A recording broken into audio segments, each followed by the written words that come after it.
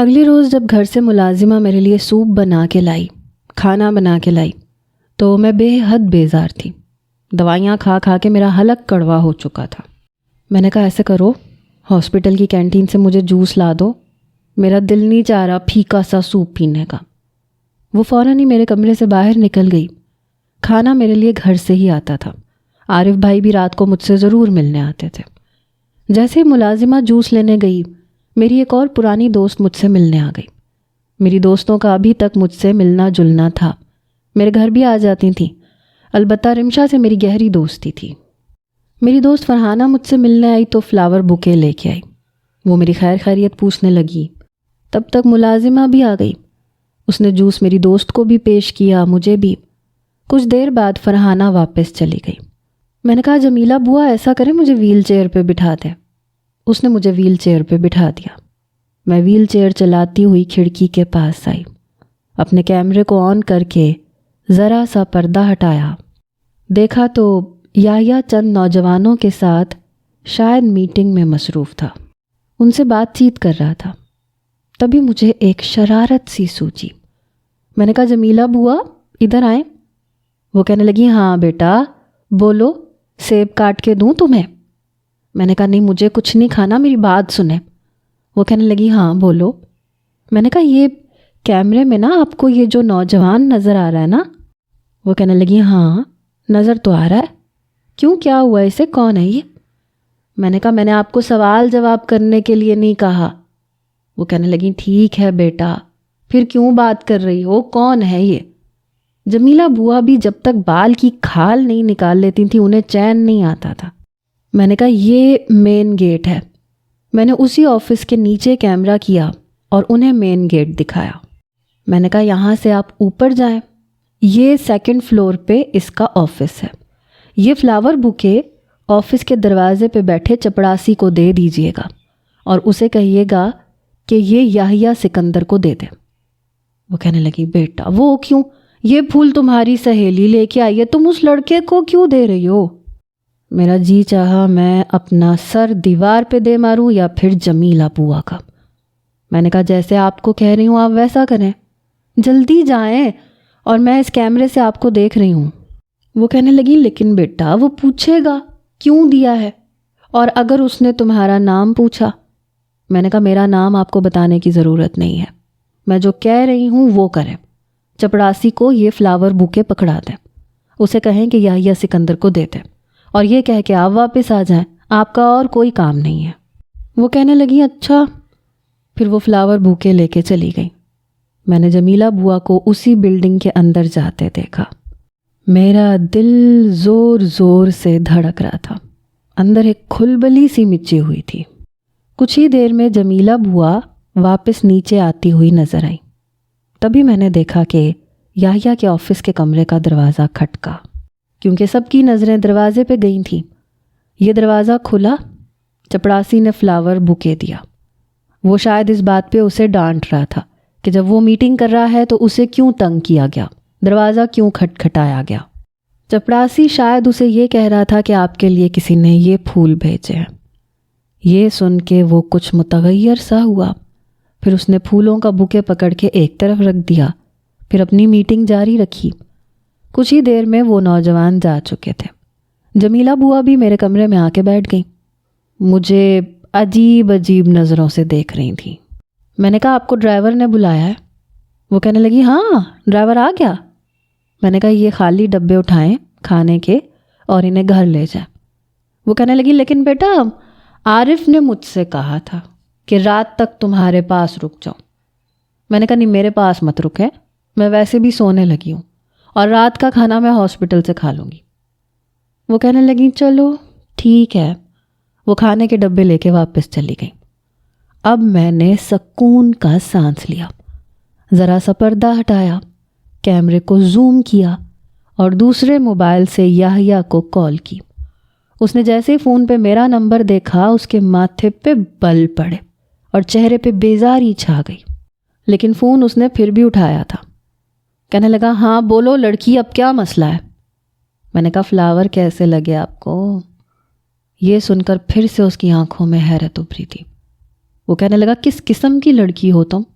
میں تمہیں سمجھ نہیں پا رہا۔ میں نے کہا بہت اچھی لڑکی ہوں، اور آپ کو پتہ ہے گلاب کے پھول محبت کی عکاسی کرتے ہیں، میں نے اسی لیے آپ کو یہ بھیجا ہے۔ اس نے گہری سانس لی، سامنے رکھے فلاور بوکے کو اٹھایا، اسے اپنی ناک کے قریب کیا، پھر ایک بھرپور سانس لی، پھر دوبارہ سے ٹیبل پہ رکھ دیے۔ میں نے کہا بس اتنا ہی؟ ارے بھائی اسے اپنے ٹیبل پہ رکھے، گلدان میں سجائیں تاکہ آپ کا پورا کمرہ گلاب کے پھولوں سے مہک اٹھے۔ ہو سکتا ہے آپ کے مزاج پہ اچھا اثر پڑے، آپ کے اسپاٹ چہرے پہ کوئی اچھا تاثر جھلک پڑے۔ میری بات پہ اس کے تنے ہوئے چہرے کا تناؤ قدرے کم ہوا تھا۔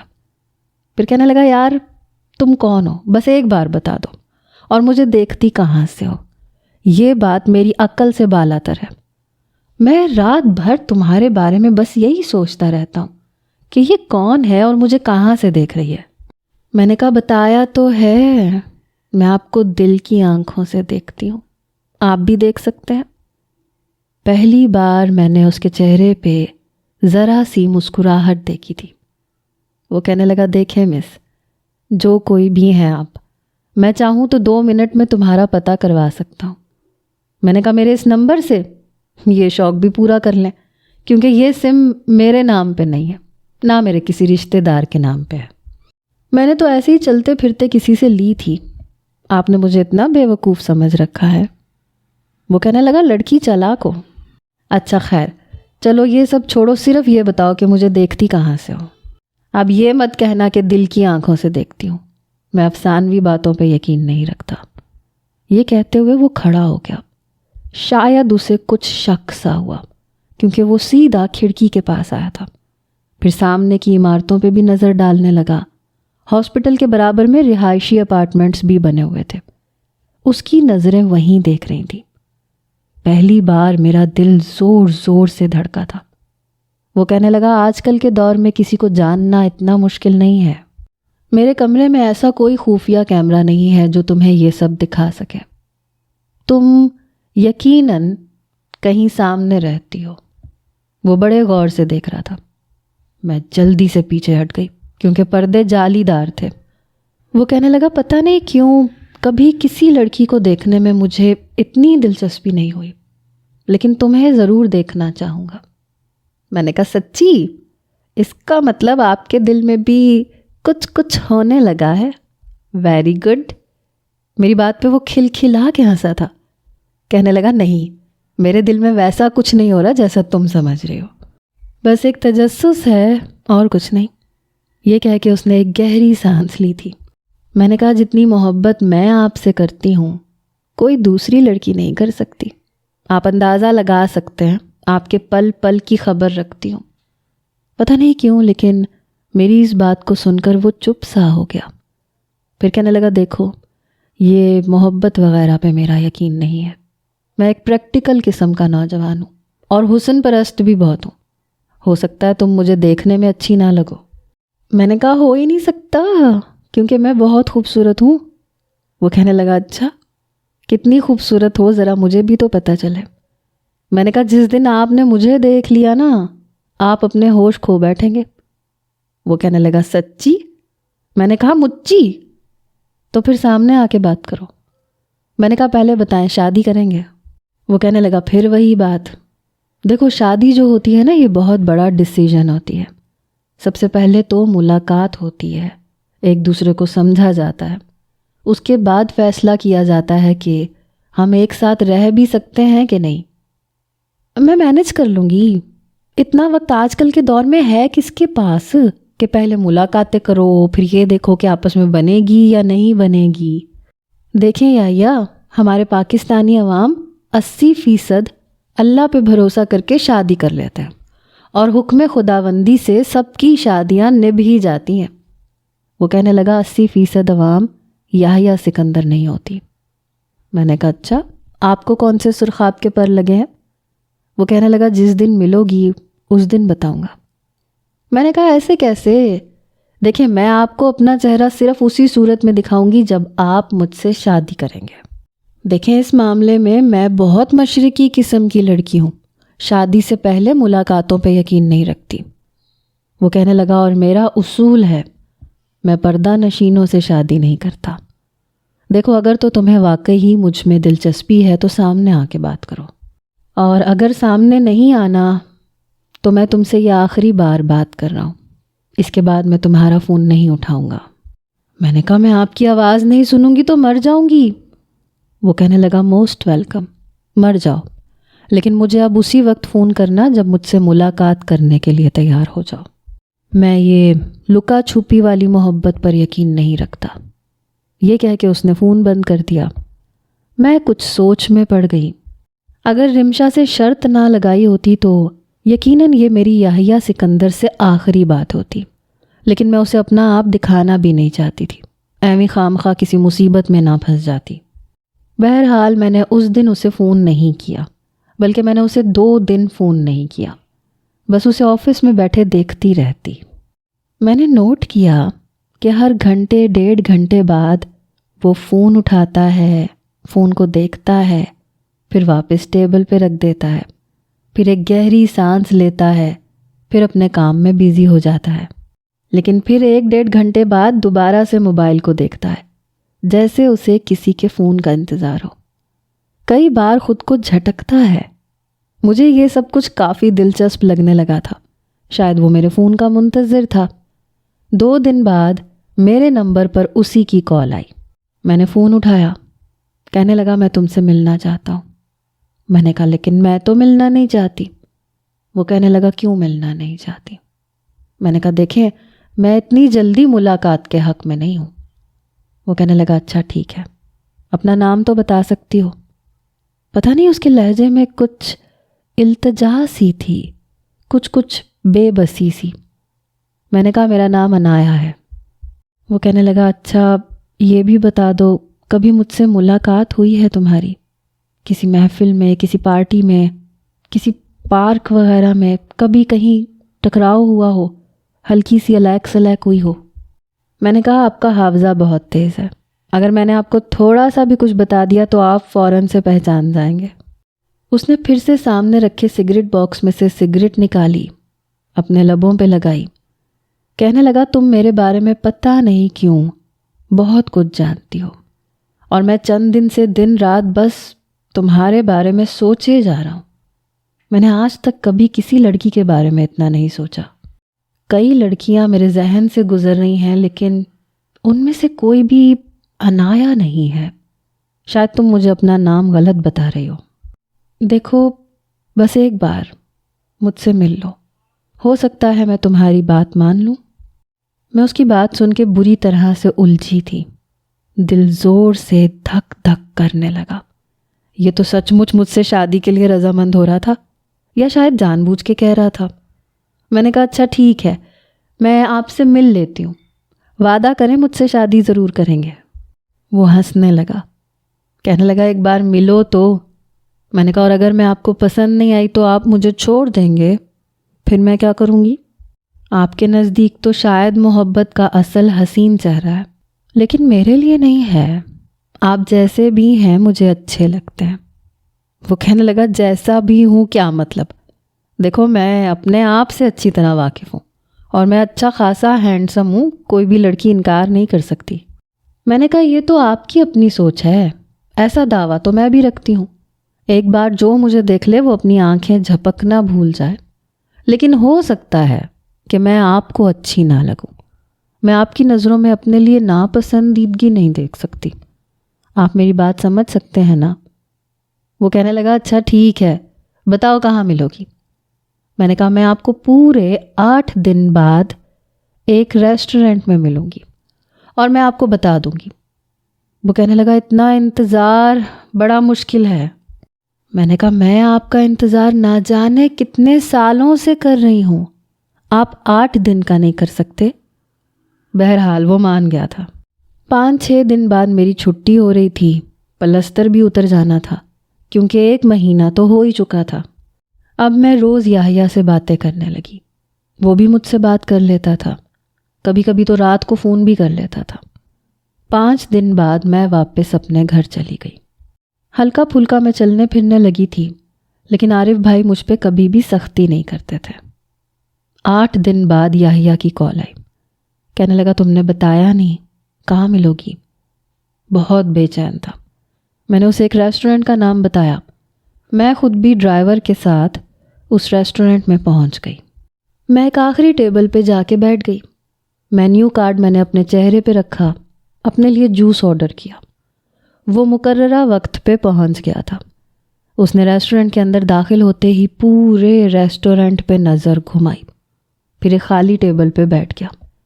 وہ بار بار گھڑی دیکھ رہا تھا، بار بار ریسٹورنٹ کے بیرونی دروازے پہ دیکھ رہا تھا، بار بار مجھے میسج کر رہا تھا کہ تم کہاں ہو، کب آؤ گی؟ میں نے رمشا کو بھی بلا لیا۔ میں نے کہا کہ اپنے باس کی حالت دیکھو، مجھ سے ملاقات کرنے کے لیے کتنا بے چین ہے۔ میں نے اسے میسج کر کے بتایا۔ وہ کہنے لگی جھوٹ، ایک دم جھوٹ، میں نہیں مانتی۔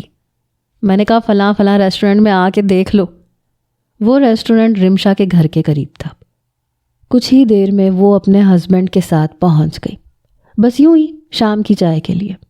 جب اس نے سامنے یحییٰ کو اکیلے بیٹھے دیکھا، یحییٰ نے جب رمشا کو اس کے ہسبینڈ کے ساتھ دیکھا تو رمشا ان سے سلام دعا کرنے لگی۔ وہ کچھ دیر ان سے باتیں کرتا رہا، لیکن بار بار گھڑی دیکھ رہا تھا۔ تقریباً 3 گھنٹے گزر چکے تھے۔ رمشا بھی جا چکی تھی۔ وہ بھی مایوس ہو کے واپس جا چکا تھا، کیونکہ میں نے اس کے کسی میسج کا جواب نہیں دیا تھا۔ میرا کام ختم ہو چکا تھا۔ میں بھی واپس ڈرائیور کے ساتھ گھر آ گئی۔ رات کو اس کی بہت کالز آئیں، لیکن میں نے فون نہیں اٹھایا۔ میسیجز آئے، لیکن میں نے کوئی میسج کا جواب نہیں دیا، بلکہ میں نے سم نکال کے پھینک دی۔ وہ بھی ایک ایکسٹرا سم تھی جو میں اکثر اسی وقت لگاتی تھی جب کسی کو پریشان کرنا ہوتا تھا۔ میری زندگی میں یحییٰ سکندر بس ان لوگوں میں شامل تھا جو سرے راہ چلتے چلتے ہی مل جاتے ہیں۔ کچھ دیر ہم ساتھ مسافت کرتے ہیں اور پھر اپنی اپنی منزل کی جانب چلے جاتے ہیں۔ اس سے زیادہ کوئی اہمیت نہیں تھی۔ میں اپنی زندگی سے یحییٰ سکندر نامی شخص کا چیپٹر کلوز کر چکی تھی۔ میرا پاؤں ٹھیک ہو چکا تھا، میری وہی روٹین واپس آ گئی تھی۔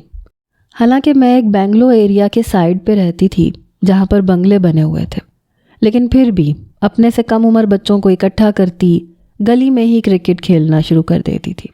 محلے والے بھی مجھ سے یوں بہت پریشان تھے، کیونکہ اکثر میری بال کے نشانے سے کسی نہ کسی گھر کے شیشے کی شامت آ جاتی تھی۔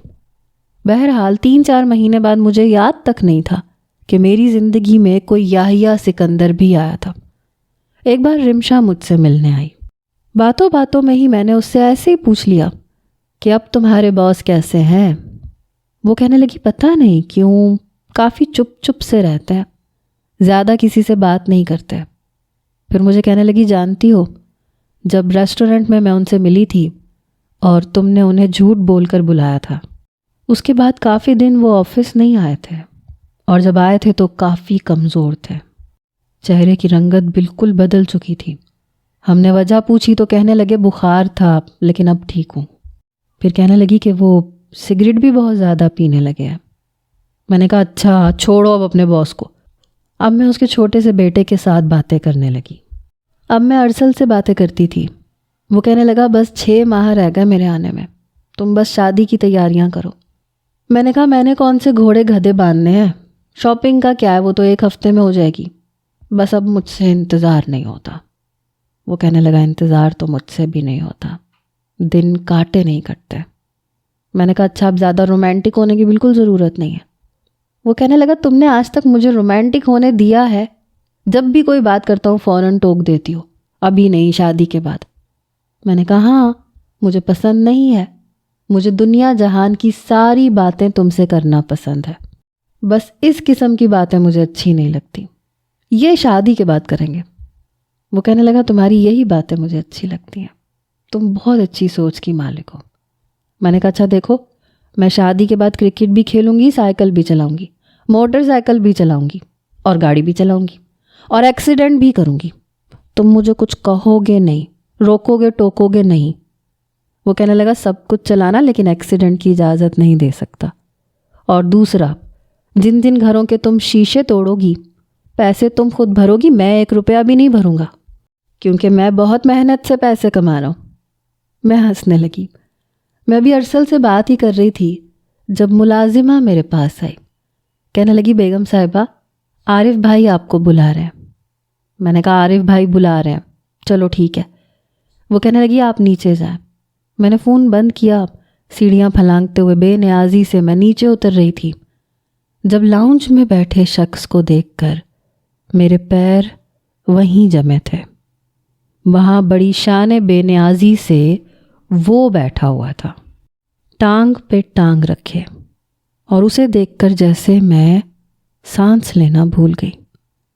وہ یہاں کیوں آیا تھا؟ اور ایک کے بعد ایک سوال میرے دماغ میں گردش کر رہے تھے۔ پتہ نہیں کیوں میں باقی کی سیڑھیاں نہیں اتر پائی۔ عارف بھائی بھی بیٹھے ہوئے تھے، مجھے دیکھ کے کہنے لگے ادھر آؤ، وہاں کیا کھڑی ہو گئی؟ میرا دل اس وقت زور زور سے دھڑک رہا تھا۔ ایک نظر یحییٰ کی بھی مجھ پہ اٹھی۔ مجھے لگ رہا تھا جیسے میرا رنگ فک ہو گیا ہے۔ میں نیچے اتر کے آئی، بڑے دھیرے دھیرے قدم اٹھاتے میں عارف بھائی کے پاس پہنچی۔ ایسے لگ رہا تھا جیسے عارف بھائی کی طبیعت ٹھیک نہیں ہے۔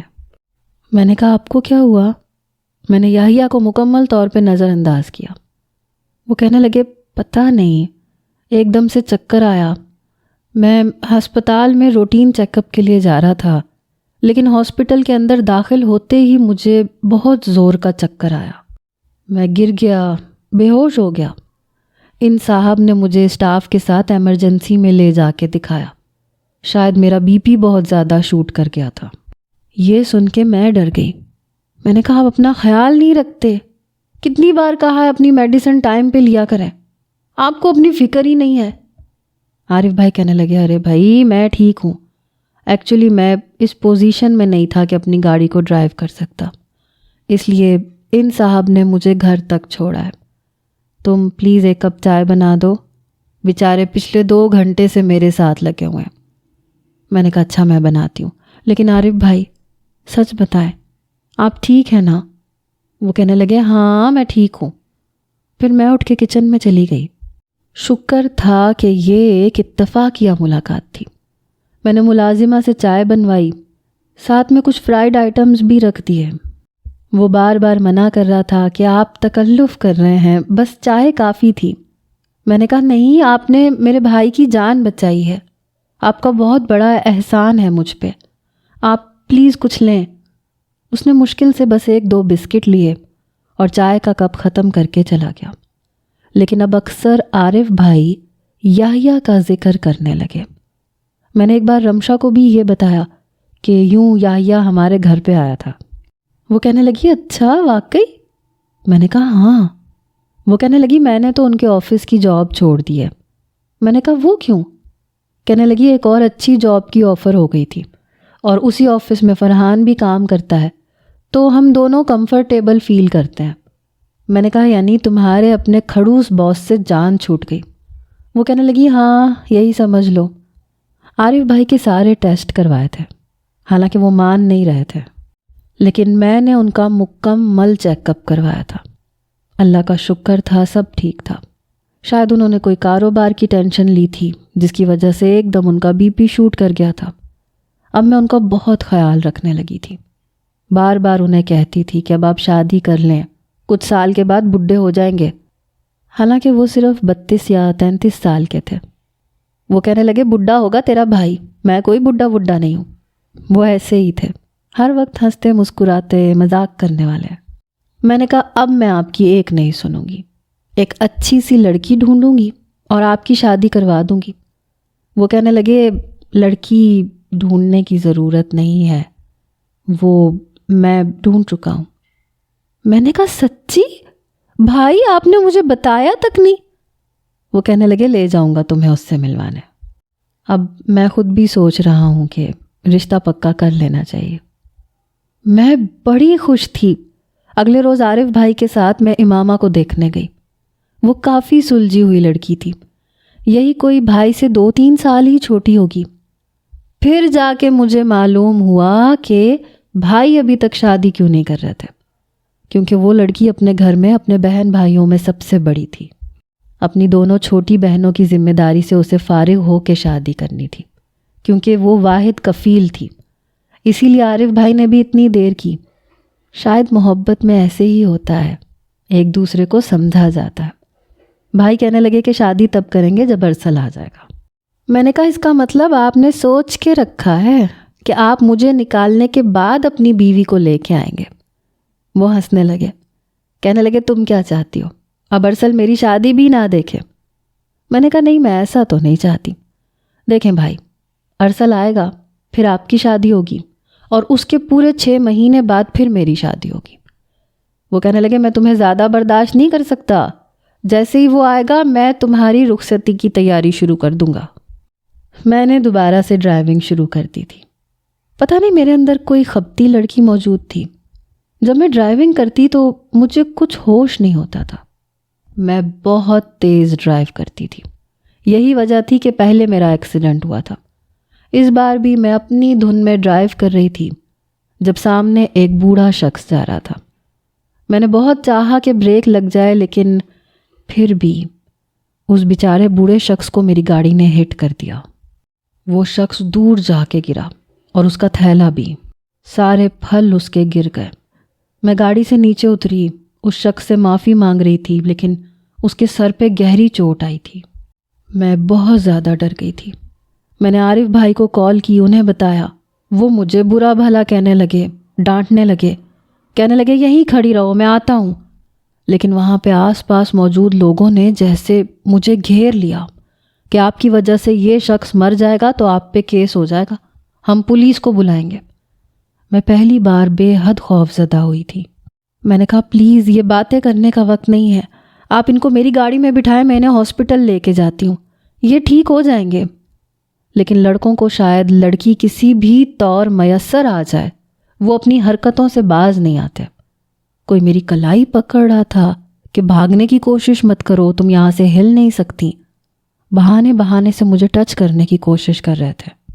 میں نے کہا پیچھے ہٹ کے بات کریں، مجھے ہاتھ لگانے کی ضرورت نہیں ہے۔ ایک نوجوان کہنے لگا بی بی ایکسیڈنٹ کیا ہے تم نے، یہ بڈھا بچنے والا نہیں ہے، تمہیں سلاخوں سے کوئی نہیں بچا سکتا۔ میں بار بار عارف بھائی کو فون کیے جا رہی تھی، لیکن وہ شاید جلد بازی میں موبائل گھر چھوڑ کے ادھر سے نکل چکے تھے۔ بہت جلدی بھی کرتے تو 25 منٹ سے پہلے نہیں پہنچ سکتے تھے۔ جب یہ گاڑی وہاں پہ آ کے کھڑی ہوئی، شاید اس وجہ سے کیونکہ بہت سی گاڑیاں کھڑی ہو چکی تھیں اور اس گاڑی کو جانے کا راستہ نہیں مل رہا تھا، میں نے دیکھا کہ اس گاڑی میں یحییٰ بیٹھا ہوا تھا۔ اسے دیکھ کے میں نے نوجوان سے ہاتھ چھڑوایا اور بھاگتی ہوئی اس کی گاڑی کے پاس آ گئی۔ اس کی گاڑی کا شیشہ کھٹکھٹانے لگی۔ مجھے دیکھ کے اس نے دروازہ کھولا۔ میں نے کہا پلیز یحییٰ مجھے بچا لیں، یہ لوگ میرے ساتھ بدتمیزی کر رہے ہیں۔ میں بالکل اس کے پیچھے جا کے کھڑی ہو گئی۔ وہ نوجوان کہنے لگے اے لڑکے پیچھے ہٹو، یہ لڑکی بھاگنے کی کوشش کر رہی ہے، اس نے ایک بڈھے شخص کو گاڑی ماری ہے اور وہ شخص آدھے سے زیادہ مر چکا ہے، ہم اسے پولیس کے حوالے کریں گے، یہ اپنی جان چھڑا کے بھاگ نہیں سکتی۔ میں نے پیچھے سے یحییٰ کی شرٹ کو پکڑ کے دبوچ رکھا تھا۔ میں بے حد گھبرائی ہوئی تھی۔ میں نے کہا یہ جھوٹ بول رہے ہیں، وہ شخص زندہ ہے، میں ان سے کہہ رہی ہوں میری گاڑی میں بٹھائیں، ہاسپٹل لے کے جاتی ہوں، لیکن یہ جان بوجھ کے میرے ساتھ بدتمیزی کر رہے ہیں۔ ایک شخص نے میری جانب ہاتھ بڑھانے کی کوشش کی۔ جب ہی یحییٰ نے اس کی کلائی پکڑ کے پیچھے جھٹکا دیا۔ وہ کہنے لگا ہاتھ مت لگانا، پیچھے رہ کے بات کرو۔ وہ کہنے لگا اے لڑکے ہم اس لڑکی کو یہاں سے ہلنے تک نہیں دیں گے جب تک پولیس نہیں آ جاتی۔ وہ کہنے لگا لڑکی کو دیکھ کے تم لوگ کیا سمجھتے ہو، اپنی بےہودگی پہ اتر آؤ گے۔ پھر مجھے کہنے لگا آپ گاڑی میں بیٹھیں، ان کو میں دیکھ لیتا ہوں۔ میں نے جلدی سے گاڑی کا فرنٹ ڈور کھولا، ڈرائیونگ سیٹ پہ بیٹھ کے دروازہ بند کر چکی تھی۔ وہیں سے میں دوسری سیٹ پہ جا کے بیٹھی۔ نوجوان اس سے بدتمیزی کر رہے تھے، لیکن وہ سب کو پیچھے ہٹاتا ہوا اس بوڑھے شخص کے پاس گیا، اسے گود میں اٹھایا اور گاڑی کی پچھلی نشست کھول کے اسے وہاں لٹا دیا۔ لوگوں نے بحث کی لیکن اس نے پرواہ تک نہیں کی۔ اس بوڑھے شخص کو گاڑی میں ڈال کے وہ بھی گاڑی میں بیٹھ چکا تھا۔ میں روئے جا رہی تھی۔ سیدھا وہ تیز رفتاری سے گاڑی چلاتا ہوا ہاسپٹل پہنچا۔ فوراً سے ایمرجنسی میں اس شخص کو لے جایا گیا۔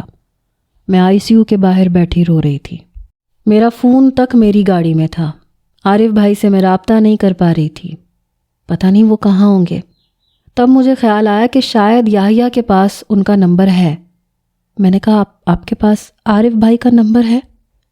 میرے پاس ہے، میں نے فون کر دیا ہے، آپ پریشان نہ ہوں، وہ آ رہے ہیں. جیسے ہی عارف بھائی پہنچے، سامنے انہیں کوریڈور میں دیکھ کے میں بھاگ کے ان کے پاس گئی. ان کے ساتھ لگ کے پھوٹ پھوٹ کے رونے لگی. وہ مجھے ڈانٹ رہے تھے، کہنے لگے کتنی بار تمہیں سمجھا چکا ہوں، پاگل لڑکی ہو تمہیں پتہ ہے تم کس مصیبت میں پھنسنے والی تھی. اگر اس شخص کو کچھ ہو گیا نا تو یاد رکھنا میں تمہیں اس کیس سے بچا نہیں سکتا. پہلے تم نے اپنی ٹانگ اس چکر میں تڑوا لی، اور اب اس شخص کے ساتھ جو تم نے کیا ہے نا وہ ناقابل معافی ہے. آج کے بعد تم گاڑی کے پاس نہیں جاؤ گی. میں نے کہا میں نہیں جاؤں گی، بس اللہ کرے اس انکل کو کچھ نہ ہو. پھر وہ یحییٰ کا شکریہ ادا کرنے لگے کہ یار اگر تم وہاں پہ اتفاقیہ طور پہ نہ پہنچتے تو آج پتہ نہیں لوگ میری بہن کا کیا حال کرتے. وہ کہنے لگا ایسی کوئی بات نہیں ہے. آدھے گھنٹے بعد اس بوڑھے شخص کو ہوش آ گیا تھا اور اب وہ خطرے سے باہر تھا. میں نے شکر ادا کیا. عارف بھائی کے ساتھ ہی میں واپس گھر آئی. چند روز بعد میں اس بوڑھے شخص سے پھر ملنے گئی. اتفاق تھا کہ یحییٰ وہاں پہ پہلے سے موجود تھا. وہ بوڑھا شخص کہنے لگا کوئی بات نہیں بیٹا، لیکن گاڑی پھر بھی احتیاط سے چلانی چاہیے. میں اس بوڑھے شخص کے سامنے بھی رونے لگی. میں نے کہا سچ کہہ رہی ہوں انکل، میں نے بریک لگائی تھی، لیکن جب تک بریک لگی آپ سامنے آ چکے تھے. میرا ایسا کوئی ارادہ نہیں تھا. وہ کہنے لگے میں پولیس کو کچھ نہیں کہوں گا، کوئی کیس نہیں ہوگا، تم کیوں پریشان ہو رہی ہو. وہ کافی بوڑھے شخص تھے، مجبور بھی تھے. میں نے اپنے پرس میں سے ایک اچھی خاصی رقم نکال کے ان کے ہاتھ پہ رکھی. وہ کہنے لگے نہیں بیٹا یہ رکھ لو، پہلے ہی اس بچے نے میری بہت مدد کی ہے، میرا بہت خیال رکھا ہے. انہوں نے یحییٰ کی طرف دیکھ کے کہا تھا. میں نے کہا پھر بھی یہ رکھ لیں پلیز. میں عارف بھائی کے ساتھ ہی آئی تھی، ان کے ساتھ ہی واپس چلی گئی. 2 دن کے بعد عارف بھائی نے مجھ پہ ایک دھماکہ کیا. جو کچھ انہوں نے مجھ سے کہا وہ سن کے میرے ہوش اڑ کے رہ گئے تھے.